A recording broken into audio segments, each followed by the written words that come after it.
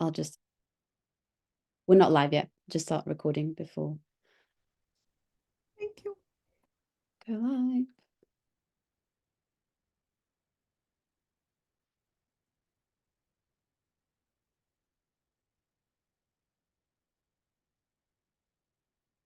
Okay, I'm going to start the webinar.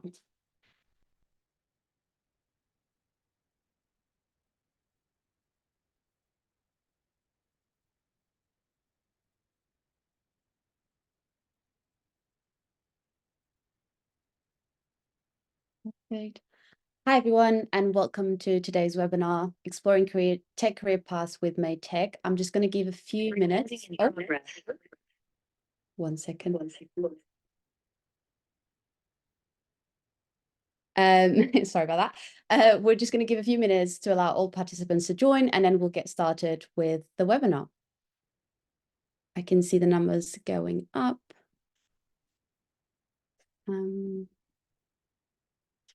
Bit of echo before. A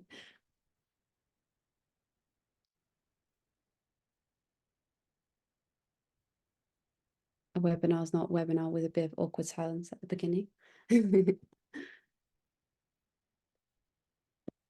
Amazing. I'll just give a few more seconds. Got a lot to cover today.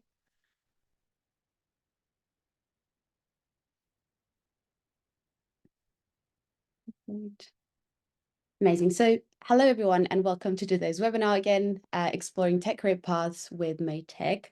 I'm going to be the moderator for today. My name is Joanna, and I'm a content specialist at HackerJob. Today, we're going to hear from some amazing women at Made Tech. They're all in different roles and stages in their careers, and they'll be sharing what they've learned so far, working in tech, the types of projects you can expect to work at Made Tech, and career growth tips, and a lot more. Before we get started, I'm just going to do a bit of housekeeping. Please don't use the hands up feature. Use the Q&A function. They'll be able to find at the bottom or top of your screen. If your question is specific to an individual, please mention them in the question and I'll direct the questions to the speakers. And yeah, you can ask questions throughout the event, but we'll have a slot at the end, 10 to 15 minutes at the end of the webinar to cover all unanswered questions. So the first speaker will be Tess, followed by Sarah, and then Sonia, and then we'll have Q&A. So some introductions to the guests. Today we're joined by Tess Barnes, I hope I'm pronouncing that right, lead engineer at Made Tech, and we've got all the speaker superpowers. So Tess' superpower is curious questions. Joining her is Sarah Sykes. She's the interaction and service designer at Made Tech with the ability to adapt to change. That's a superpower. And Sonia, she won't be able to join us live, but she has recorded a little video, which we'll play at the end. She's the senior delivery manager at Made Tech, and her superpower is fostering collaboration. And I will now hand over to Tess for her presentation. Thank you very much. Hello, welcome, and thank you for spending some of your lunchtime with us. It's always appreciated. Breaks are important, but you get to spend them with us, which is awesome. So I'm Tess Barnes. I am a successful engineer. It's a great start, isn't it? So I'm here to talk about the gift that keeps giving. So engineering really is a never-ending story. And how do you live with that? How do you live with something that's never complete? So I've spent a number of years in business before I started in tech. That's okay. I've got a much wider view of the tech world and what we do in it. I'm self-taught. That's absolutely fine. I'm motivated to learn and I learn every day. You don't have to have a formal tech education to start. It's taken me quite a while to learn where I fit in. That's okay. I want to know everything. So I like to complete things. So it takes me a little while to get around where I want to dive in. And that's okay. Failure is where I learn things. So trying something, finding it didn't fit for me was a brilliant way to learn. And it's uncomfortable, but learning is uncomfortable. That's part of its joy. If you're not uncomfortable, you might not be learning anything. And I've stayed 20 years and more in this industry, and I program in more than 5 languages. I've touched a lot of things because I'm never done. So let's dig into that. Let's move on a little bit and say you want to be an engineer. Okay, so you're starting and you're thinking maybe engineering coding is my thing. There are some things that you want to face up to when taking that on. You will never know everything. I have a completion compulsion, but I still have to learn to live with not being able to know everything. Tech is absolutely huge. The next thing that you might want to think about is owning your own progress. You might be at the start of your career, you might be a few years in, you might be where I am and looking for a change. You will need to own that. If you rely on your employer to give you all of the direction, that's not their job. That's not why they're in business. You can choose a company that gives you plenty of support with that. In Maytech, we're really lucky. We get learning time. We get to talk career plans with our line managers. But ultimately, it's my responsibility to decide where I want to go next, what I'm looking for in the next challenge, in the next learning opportunity. If I don't drive that, I'll get left behind. So owning that progress for yourself, getting into the habit, that is a really good thing to get up to speed with. The other thing is engineering is a team sport. We are introverts in the main, or some kind of mix. We really like concentrating and getting deep into the code. We like playing with tech, and that's great. That's what we're good at. And there is a school of thought that Cal Newport has particularly advocated called deep work. So having these slots of time where you're very, very focused to concentrate to what you're doing. That's important in engineering, but you can't do that by itself. Your role is an engineer first, but collaborating and talking to your colleagues in tech, your industry colleagues, mentoring them. It doesn't matter what level you're at, you can still mentor someone else. You can peer mentor or reverse mentor. So working with those kinds of people, working with stakeholders, working with our design colleagues, working with our delivery manager colleagues, you'll hear more about that later. All of these things are required for engineering. And because it's such a huge discipline, you might want to start looking at tech as a wide, broad church. Get to know front end and back end and coding for infrastructure, looking at lots of different areas. Or you might want to find something that you're very, very curious about and you want to go all in on that. That's brilliant, as long as you don't become the Betamax of your engineering team. If you don't know what Betamax is, go look it up. It is WorkSafe, I promise. It's not somewhere where you want to be left behind. But on the other hand, sometimes specializing can help you get a role in a particular industry or a particular company that you're really, really interested in. I chose public sector because of the variety and because of having that impact on citizens' lives. So that brings us on to, you want to be a consultant. Maytech, we're consultants. We are employed. Maytech is the company, but we go and work in other companies. We go and help out in their coding arena. We help out by upskilling and getting people onto better practices, helping them see outside of the box of a company, maybe the only company they've ever worked for. So as a consultant, it's not just being an engineer. So what do you need to think about for that particular role? So the first thing we'll come up against is sometimes the work is boring. Sometimes the code is horrible.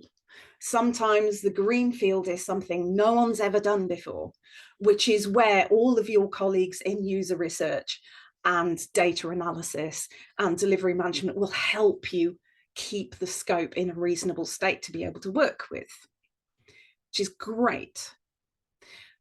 But if it was easy, we wouldn't be there as consultants. So consultancy is something that you want to go for when you really want a good challenge.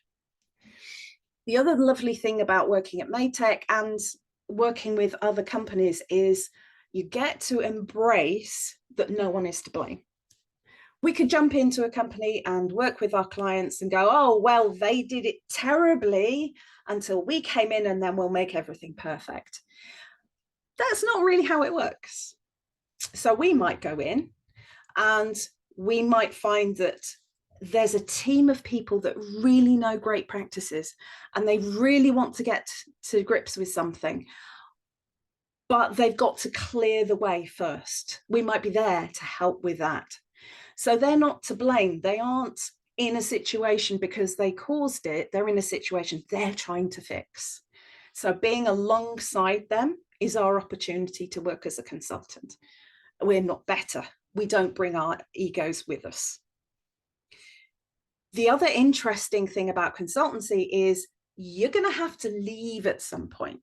I don't mean leave your consultancy. I'm not thinking about leaving Maytech anytime soon. It's far too much fun. But you'll need to leave the client delivery at some point. So any day could be the day that everyone goes, yep, that's fantastic. Thank you very much. We don't need you anymore. The best thing to think about is how to make sure that the day we walk away, we have left everything in a handover state. We're always handover ready. So we need to empathize, but we need to understand how to bridge the gap. It's back to being a team player. We're not just writing code. We're thinking about how to make that maintainable. We're thinking about how to help people understand how we've done it, training other people so that they don't need us anymore. That's important. The fourth thing is around being a consultant, you'll always work for at least two masters. So you'll always have the client that you will have in focus. You'll be driving things forward for them and helping them achieve what they want to achieve. And I've got Maytech, so I have my colleagues at Maytech to look after. I work with the apprentices. There's a lot of communities of practice and other learning opportunities. We have an engineering book club, things like that. And so making sure that you can balance your time on both sides is really important. So consultancy isn't for everyone, but it can be really, really exciting and can open the door to work on some really impactful projects. So again, what's next? So lead engineer, that's where I am. And it's taken me a little while to get there. I've gone up and down. I've spread myself across all the tech stacks. So we can continue on to the lead engineer slide. We're going backwards. No, we're going forwards. One more. Yes, that's the slide I'm looking for. Excellent. So my day-to-day is not just cranking code. It's not just being a consultant. It's also looking after my colleagues, looking after a team. So I get to make room for others. I get to work with apprentices and mentor other people that are up and coming. I get to work with community practices, and I get to hold the space for other engineers. The last 2 weeks, I worked with some really great mid-engineers who are involved in architecturing a change to a system.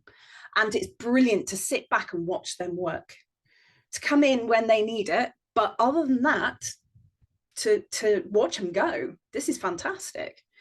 And I get to look at a bigger picture. I look to further across the horizon. I like systems thinking, so thinking about things in a bigger picture is brilliant. But I'm actually still an engineer. I still crank code. One of the mid-engineers I'm working with taught me a bunch about React in the last week. I had no idea. Not much of a front-end engineer, but it was really good to learn something new. So swapping from big picture to little picture to big picture to details, that swapping thing is a really big skill to learn. The other thing I've learned about being a lead engineer is my job title is not a free pass. It isn't a free pass in consultancy in any client, but it's also not a free pass amongst Maytech employees. We respect each other for what we bring, not the job title we hold. So for me, leader is not a title that the world gives to you. It's an offering that you give to the world. And that's a quote I completely stolen from Abby Wambach. She's written a wonderful book about leadership. She's in soccer, Olympian, but what she has to say about leadership and teamwork is really good. So just 2 more slides. No more being boring. So when it comes to finding your own resources for your own journey, there's a bunch of things that you can look for. When learning any kind of tech, whatever tech it is, there's going to be documentation online somewhere, whether it's AWS or any of the other cloud providers, anything to do with Red Hat, Terraform, anything infrastructure as code. There's great documentation online. Bildung is your friend if you're doing Java or Kotlin. There's Pluralsight, Udemy, Cloud9, loads of free courses. But under training materials, my biggest recommendation is O'Reilly. They have a learning platform. They publish amazing books. They're not necessarily cheap, but what they write about stands the test of time. They really, really are a good publisher. Might be worth having a look at.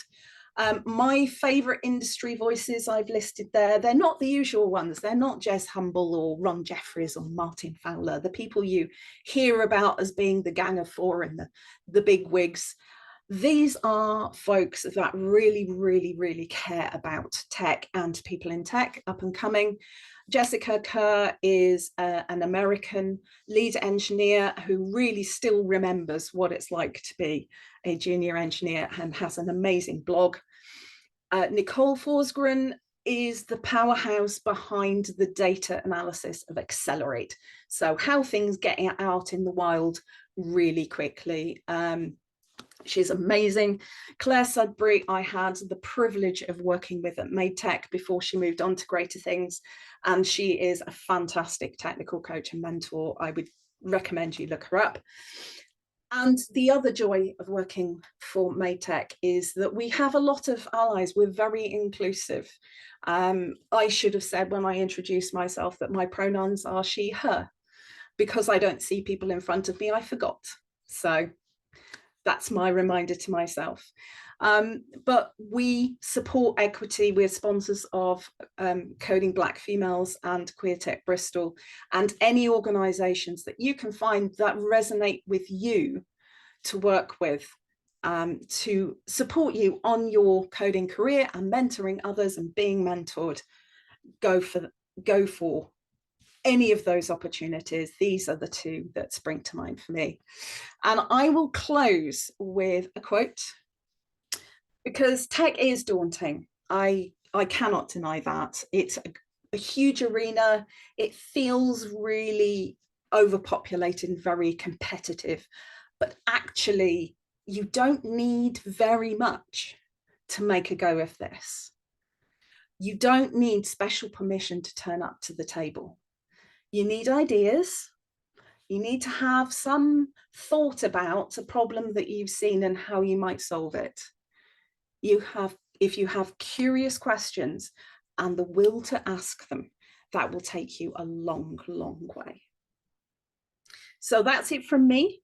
And I will hand back over to directly to Sarah, maybe. Please meet my colleague. Hi, thanks Tess. So yeah, hi, nice to meet everyone.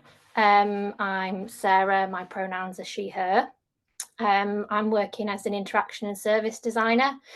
And just as a little bit of a background, I did a career change about 2 years ago. I worked in a different career as a fashion designer for about 11 years before changing into this. And I'm going to start off with, just in case anyone wasn't aware of what actually interaction and service design is and what those roles involve. So these are some of the roles that you might have heard of.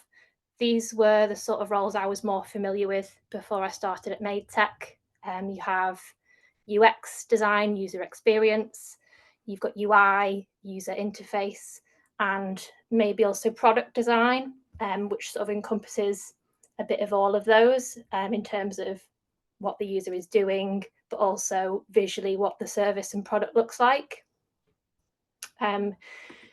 These tend to be roles found more within the private sector, sorry. And they usually encompass some form of interaction, service design, and also a bit of user research. Next slide, please. But within the public sector and within government, our roles look a little bit different to sort of the UX roles. They are split more into separate specialisms. You can sort of see from the graphic on here how they sort of might work within a team. There's some overlap between them, but typically each of those brings their own skill set to a multidisciplinary team. And the reason we don't have user experience design roles within gov and public sector is because we believe the user experience is everyone's responsibility. Next slide. So yeah, what actually is interaction design? So this is working out the best way to let users interact with a service, and that's both in terms of overall flow and also a level of individual design elements. So that is thinking about the whole journey from the start to the finish. What are they doing on each page? How does that flow? But also maybe focusing in on some of those particular elements that are maybe a bit more tricky, maybe something like an upload feature that needs a bit more of attention to make sure that what we're creating is usable and also accessible. And then service design. This is a bit more sort of overall thinking in terms of the product and service. So we're designing end to end of the journey, and that will be from when the user need arises right up until it's been met. It's thinking about the front to the back. So that's considering not only our users, but also software and technology and processes at each stage. And it might also include cross-channel touch points. So that could be something like maybe there's a telephone line or even an in-person contact as well as part of that service. And it's just thinking about how all of that comes together to make a service or a product. So skills that I think you might need and that I've found useful coming into this, and I've separated these out into two kind of categories in terms of like just soft skills and more design related skills. So the first one on there is listening and having empathy. We do work with users a lot, and obviously we're doing a lot of user researchers. We need to make sure we're designing for all users within our work. Having empathy for those users, being able to understand them, put them first in what we do. That really helps to understand the problem space, their pain points, and ensure that we're building the right things. Being able to have excellent communication, working within multidisciplinary teams. Sometimes teams can be quite large. You are working with a lot of different people, and being able to understand how they work, importance of team dynamics, collaboration and feedback is really key. Also, being able to communicate well with stakeholders is really key to be able to deliver our outcomes. And then people skills. So a little bit of what we do touches on sort of psychology. So having that real interest in people, how we behave, how we interact with digital interfaces, but also their user needs and desires, and how they're evolving over time, because they are forever changing. That's really key to have. And then thinking more in terms of like design-based skills. Obviously, a lot of what I do is actually prototyping and wireframe. That makes up a lot of my job. But the other aspect to that is being really great at storytelling, being able to frame your design decisions, your options, maybe what challenges you might have overcome. That's also equally as important.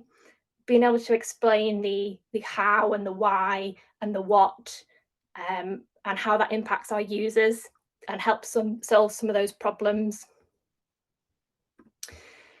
And then I've included prototyping in code, but I will caveat this with, before I came into this, I knew absolutely no code whatsoever, and that's okay. Don't let that put you off. You can get started with very little knowledge. Everything that I've learned on the job, and that's come from a variety of self-teaching. I've been practicing with the Gov prototype kit, but also getting to work with developers, having a community space of other designers to communicate with, ask questions. That's been absolutely like fantastic in terms of getting me to where I need to be now. And it's not scary at all. And then finally, I've just sort of touched on potentially having a bit of visual and graphic design sort of experience or knowledge. And again, I don't think you have to be an expert, but having that foundation of layout, page structure, that sort of thing, that's really helpful when you're getting started. So in terms of working as a consultancy within the public sector, we get a variety of clients and work streams.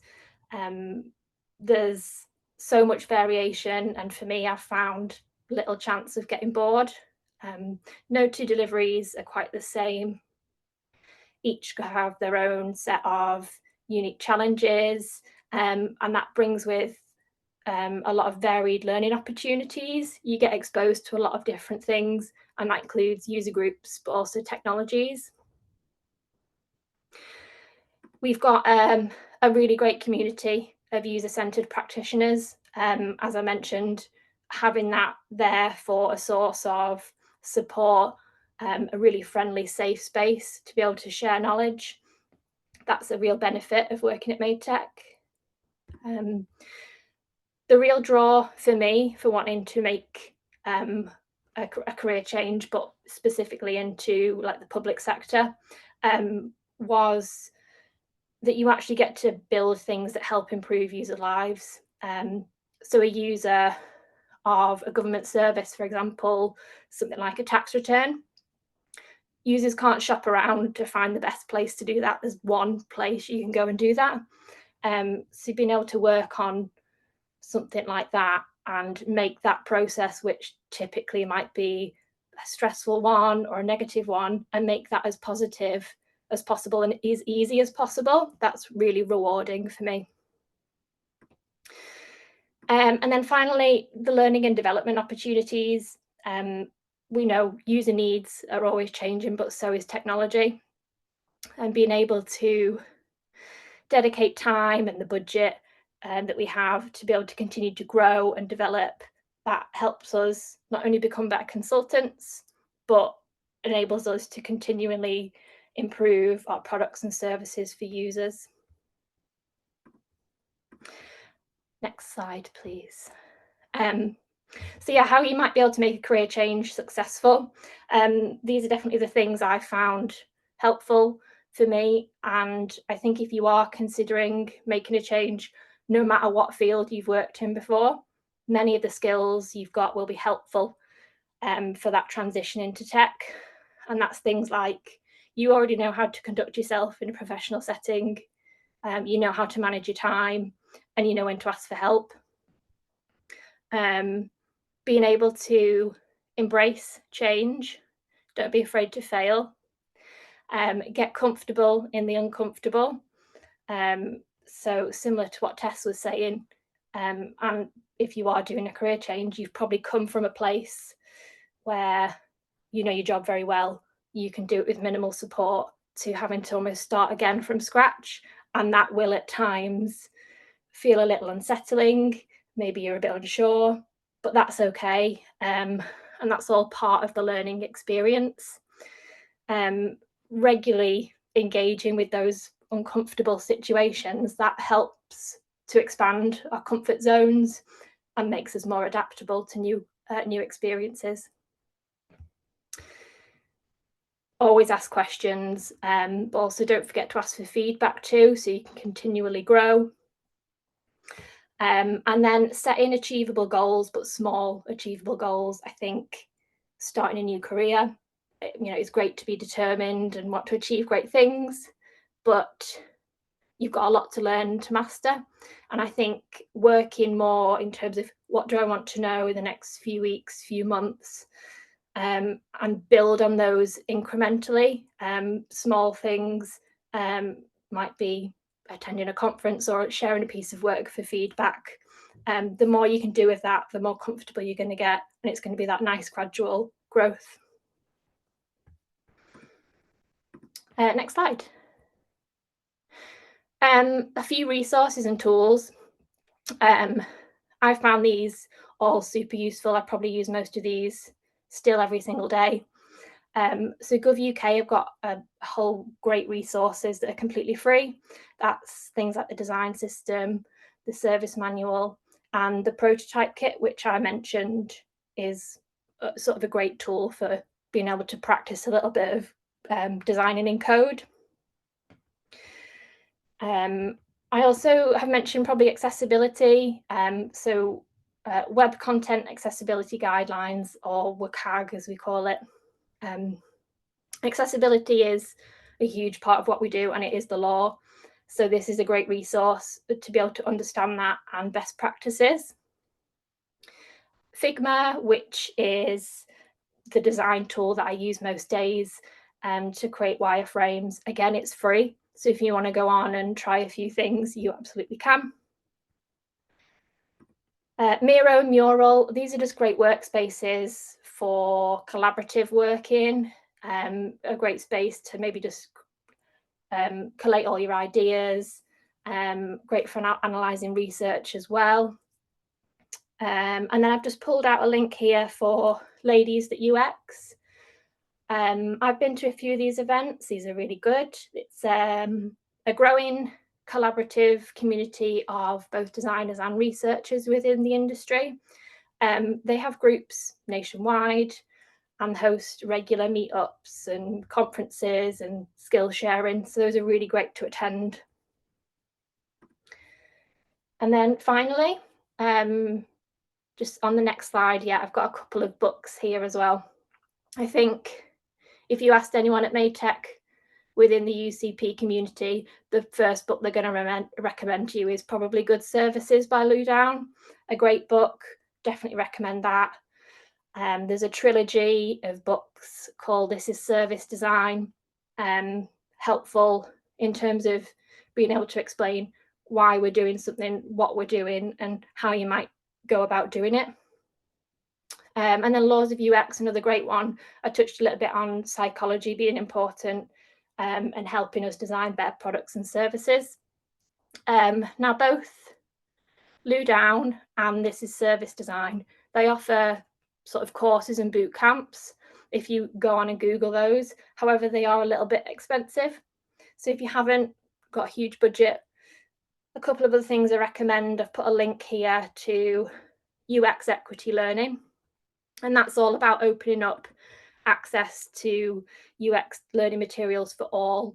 There's a list of free or low cost materials, content for you to have a look at.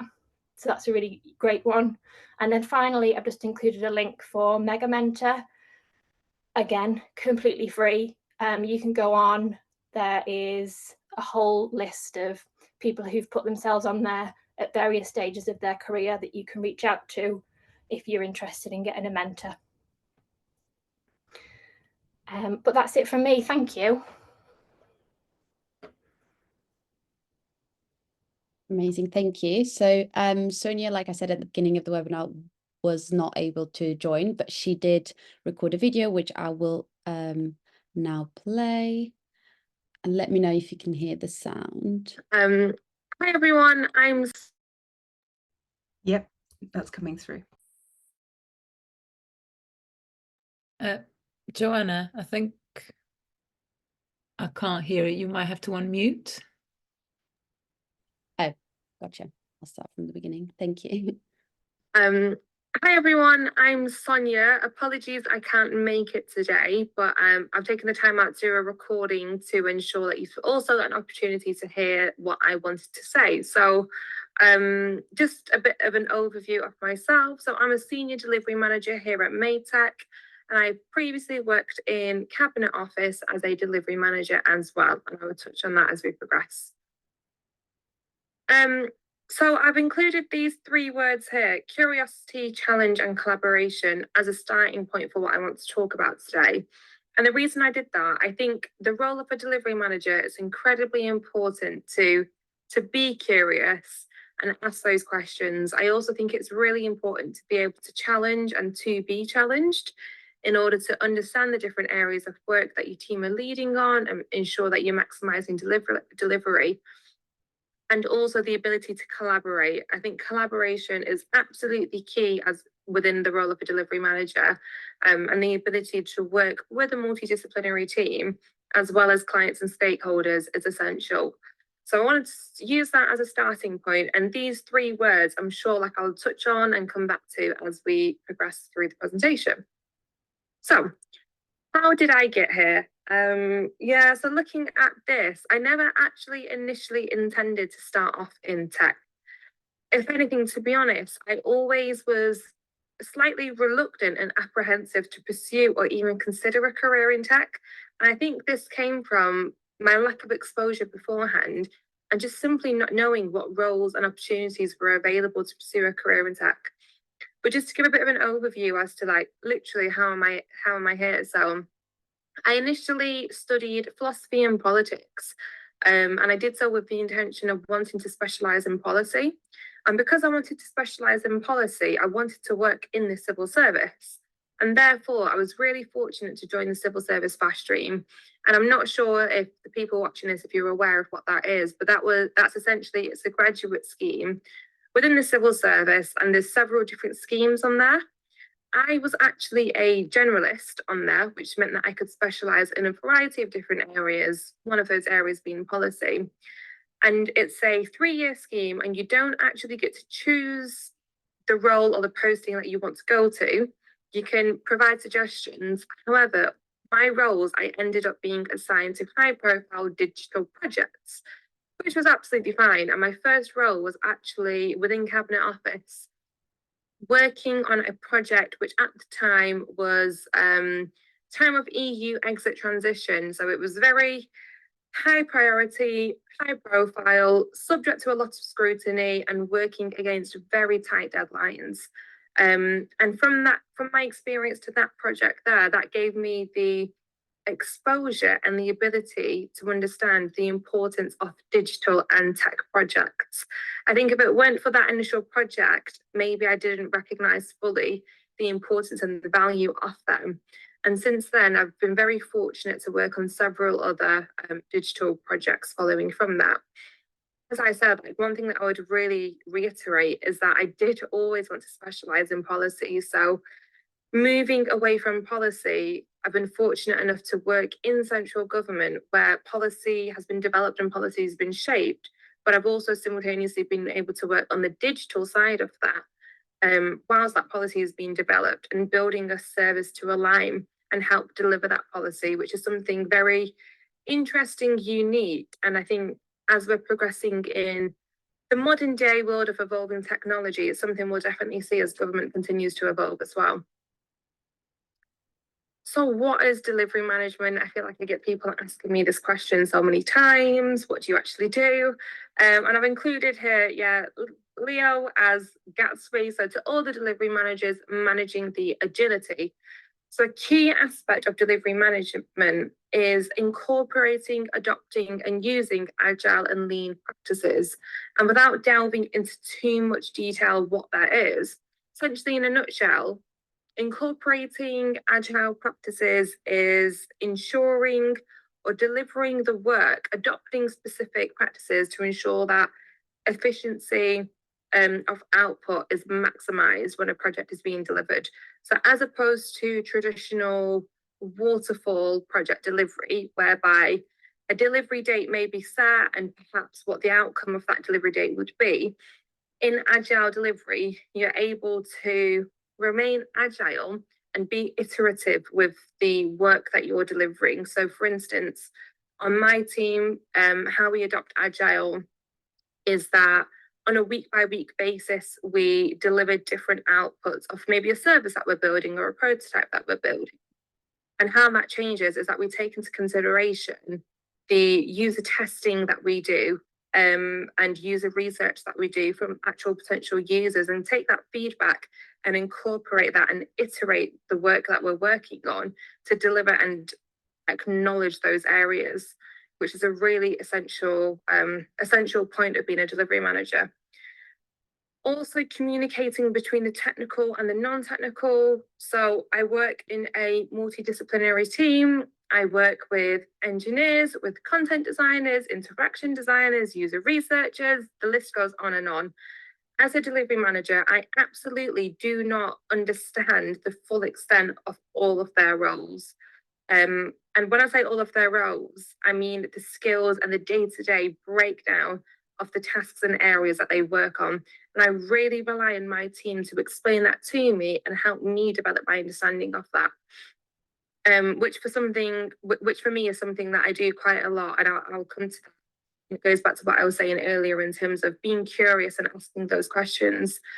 So when I do have an informed technical knowledge of something from my team, I'm then able to take that information and translate it to the non-technical people. So maybe the clients or stakeholders that we're working with who aren't digital experts, and I'm able to take that time and opportunity to explain and outline these things to them. Moving on to commercial and financial management. So commercial and financial management is essential as a delivery manager. Reason being, you have to ensure that your project is on track and that your project is working against the agreed statement of works and budget that you have. And that includes ensuring that you're incorporating and maximizing the resources that you have on the team, as well as any other contracts or commercial arrangements that you may have on a specific project that you're working on. So really ensuring that commercial and financial elements are all on track and aligned to the client standards. Maintaining delivery momentum as well. This is quite a difficult one because essentially every delivery manager is different, and there's no set way of being able to maintain that delivery momentum. I think it's really down to the personality of an individual.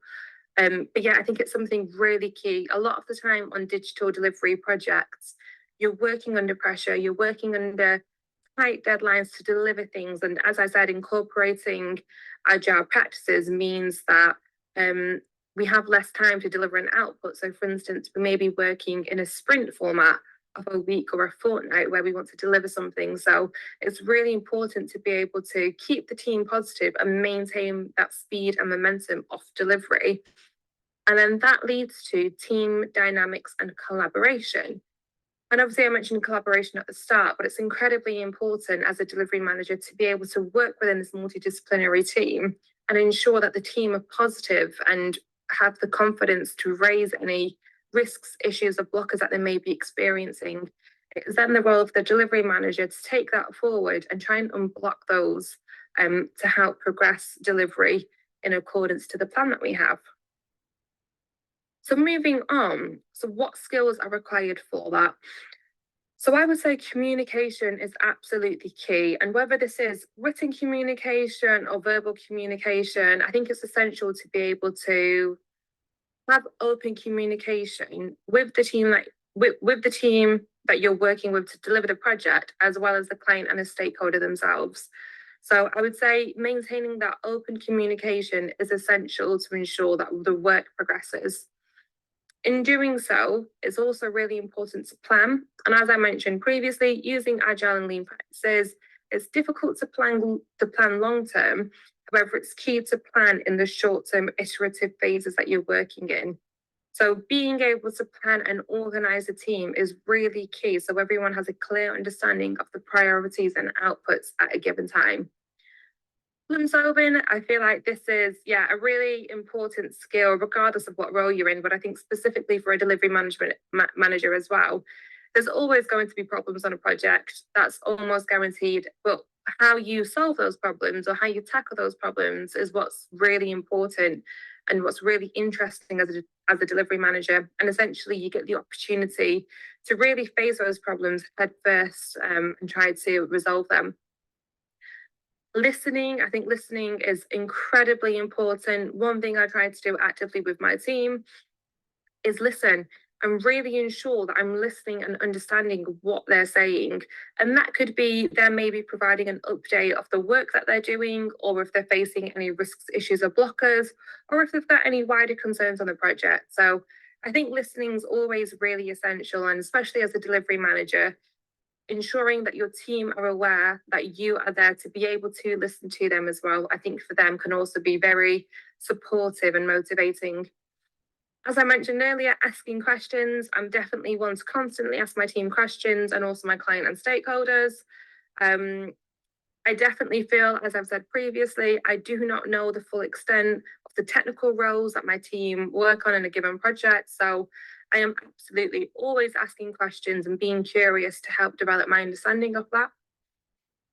I've also included here the ability to influence. So this is an interesting one, as I think as a delivery manager, there can be instances where you need to explain or convince your client or stakeholder of a certain situation that you're in and provide your best recommendations that you have formed as a team.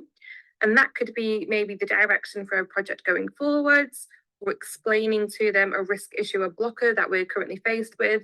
But the ability to communicate that and influence a client's understanding of a given situation, for an example, is a really valuable skill.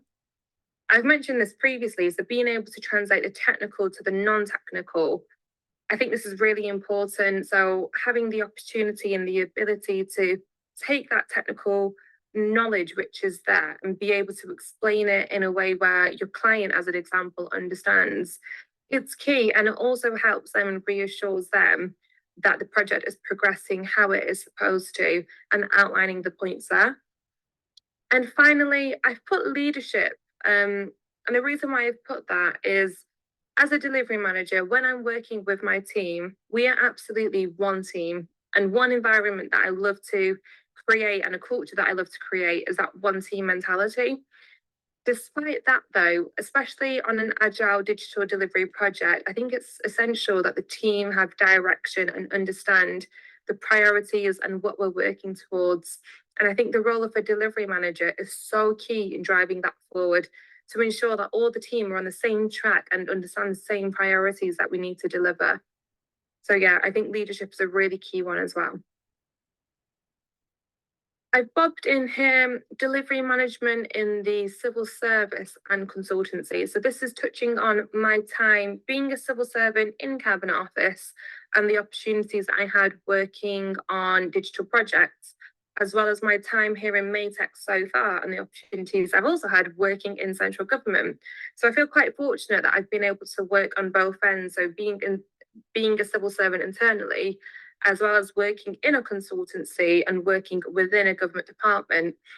And like my key takeaways from those are that for me personally, I've got a huge interest and I really do genuinely care about central government digital projects. And the reason being, I've seen, or I've had the opportunity to have first-hand exposure to the benefits and the value what these digital projects can, essentially what they can deliver, and how they can support and improve people's ways of working, ways of life, and ultimately deliver value. And that touches on my next point. So having the opportunity to work on valuable and important projects.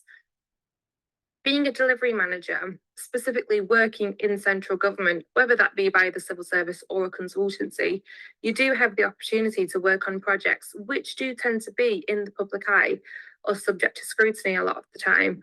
And I think that goes back to the point that I was making earlier. It really does just give you the opportunity, or helps make you realise further the value and the importance of the work that you're delivering. Also, opportunities to shadow or work with other delivery people. So I've mentioned before that not every delivery manager is the same, and I will stick by that. I really value spending time with other delivery managers or shadowing other delivery managers to see their approach to work, how they work with their team, or maybe how they run certain meetings or ceremonies. I think it's always really interesting to take ideas from other delivery managers and think about, oh, maybe I could take this forward with my team, or that could be beneficial to incorporate in a project in the future.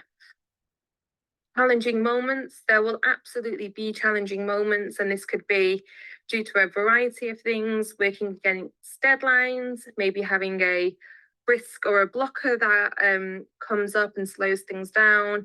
There's all sorts, and it goes back to what I was saying previously in terms of having the ability to tackle those problems head on and then progress the delivery of a project. And as I've said as well, every delivery manager is different. So yeah, working in delivery management, it gives you the opportunity to view the different approaches of different delivery managers, and also get to understand more or learn more about the projects that they've been working on. And then finally, I've just outlined some recommended resources here for delivery managers. So I've included the service manual, which is used across government, and it outlines here agile delivery. I've also used the Government Digital and Data Profession Capability Framework. Similarly, it's a cross-gov resource, which is used across all departments and helps outline further agile delivery and what's expected in project delivery. And again, just some books here which I've read myself personally and have really helped aid my understanding of agile delivery, and also some recommendations and skills that I've taken forward. Any questions? Obviously, I'm not here. Please do feel free to reach out to me on LinkedIn, send me any questions, or to loop back in with Anna here from Maytech for any questions to be passed over to me. Thanks all. Amazing. I'll stop the presentation there. We'll now be going into the Q&A section, and I'll start with you, Bill. Leave the speakers to breathe a bit. What roles are you hiring for, and are they remote, hybrid, or fully in the office? Yeah, hi everyone. I'm Bill, and I'm part of the talent acquisition team here at Maytech. So at the moment, we're hiring in a few capabilities here at Maytech. So the first one is in data.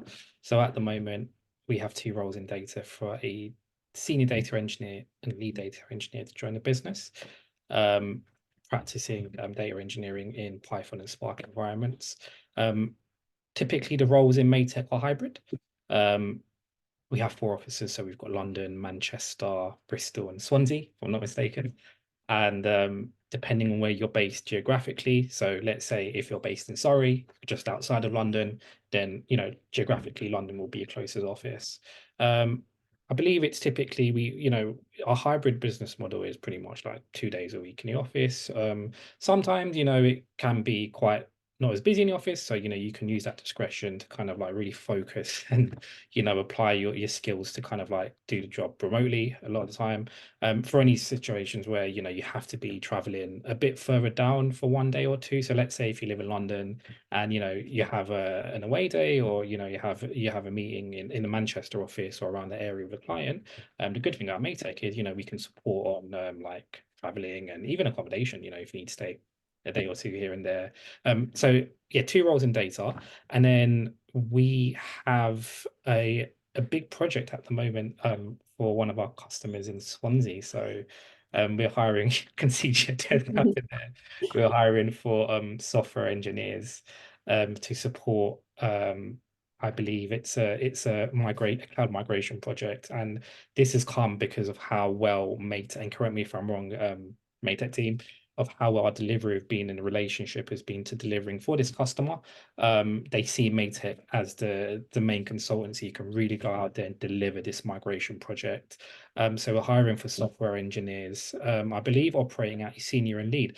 Going back onto the panelists in terms of what they said, we're advocates of learning. So, we're really open to that. If someone was, to apply and maybe they don't have all of the skills listed on the job description, but they have some really good skills where we can see, this can really have so much value here at Maytech. And I'm a massive believer of, always a student, never a master. So, anyone can come in and you can always teach other people here. So we always say, we welcome applications, even if you don't have all the skills, feel free to apply, be curious, and, we can always try and start conversations that way. So yeah, this is a big project happening in Swansea for software engineers. At the moment, we're looking at people in the area, but we also very mindful that, finding, some skills in the area can maybe be a bit hard. So we're open to branching out to other parts where, like Bristol, I believe, and parts of Wales. And as a business, we can be quite accommodating and supporting like travel, etc. We also have some roles in security. My colleague Bethan, who is also part of talent acquisition, is looking for a few security roles. I can actually see a list on my side where we're at with these roles, and maybe include a link in the chat. I believe I can include a link in the chat as well. So just for the purpose of time, is that all right if I do that? Yeah, 100%. We'll feel free to do that, and then we'll also follow up with any links. But yeah, if you can paste them in the chat, that'll be amazing. Brilliant. Yeah, I'm just thinking the time is really conscious. I'll just paste it in the chat, and it should be available now. Just bear with me. I think it's come through. So it should be there to see. Perfect. Yeah. Amazing. Super, super exciting things coming. I'm really excited. We've got a few questions here, either for you, Tess, or Sarah, whoever wants to pick this one up, around mentorship. How do you go about asking someone to be your mentor, and is that valuable, something people should consider? I'm happy to have a stab at that one. Go for it. I find mentoring very much a two-way process. So it's not just about finding a mentor for me, it's also providing mentorship to other people. That sounds really formal, but actually it can be just a small thing, it can be short term. So I've got together with people after a meetup that was a kind of tech workshop, just to do some more practice on that thing. So that was really short term. Longer term, I've supplied time, space, answering some questions to folks at Maytech, folks in previous jobs. One of my current mentors I found on LinkedIn. We started up a conversation after he posted a blog that I was interested in. So there's lots of different routes for that. Specific topics that you want to talk about, ladies who UX, for instance, if you're really interested in that design thing, finding a group that resonates with you is great. Somewhere that you feel comfortable and included is the most important thing for me. Amazing, thank you. And on that topic, but this one is for you, Bill, do you anticipate any upcoming roles in UI, UX, and what level and locations? If you don't know yet, we can come back to them afterwards, but if you do. Possibly in the future. The good thing about Maytech is we could be saying, this is happening somewhere down the line, but because of how agile and how our delivery works, it can change so quickly next week, and we can have some new roles. I don't think we've got anything live in UX and UI at the moment, but if anyone, I will include my LinkedIn profile in the chat, and if anyone wants to, connect with me and just always keep in touch, I can definitely support and keep you all posted on what's happening. Amazing. On that note as well, Bill, should they apply to the senior jobs directly or send an email to the company expressing interest? It's a good question. Do you know what? I think both could be a really good sort of practice here. because I think it goes for any company. You apply for a job online, and the market, it's going to consistently be so competitive, you know, especially in tech. Tech is such a volatile space. It can go 1,000 miles per hour and it can go back to 10 miles per hour. There's never anything in between. So I advise this to all candidates, you know, when you apply for a job, send an email as well, you know, just to say, I've applied for this job. You know, this is my skill set, this is my passions, and you know, it's easier for us to kind of like link that email back to the job. The good thing about how application tracking systems work is once you apply for a job, and you email us, so you know, in our G Suite, for example, that email will automatically integrate to your profile. So it means we don't have to search for your email. We could just search your name on IETS and we can find the email and we can communicate with you that way. And it just keeps a backlog and document the conversation, which makes it a lot easier for everyone. So yeah, to answer the question, apply for the job, send an email, and yeah, we're here to help. Perfect, amazing. I'm just conscious of time because it's 1 o'clock and I know we have a lot of questions. We will follow up after this webinar with the responses to all of your questions, and as well as the links as well that have been shared today.